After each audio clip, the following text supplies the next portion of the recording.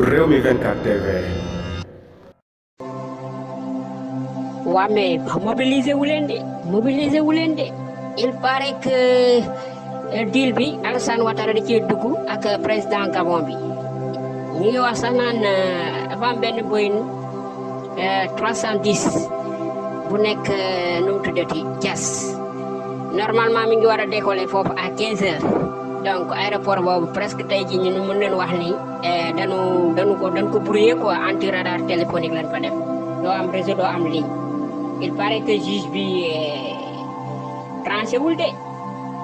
mettez-vous en garde de waaw mettez-vous en garde waaw waa ji dafa mel ni Alassane Ouattara moo leen yónnee avion mettez-vous en garde de bu leen nekk confiance bu leen nelawal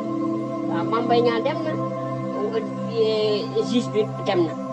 kii bi la ko jox nu mu tuddati crépier bi mooy délivré. Mettez-vous attention xam leen ba 15 heures vous serez surpris de wóor na yàlla tas leen information bi na ko département yëpp jot ngeen prêt pour tout nag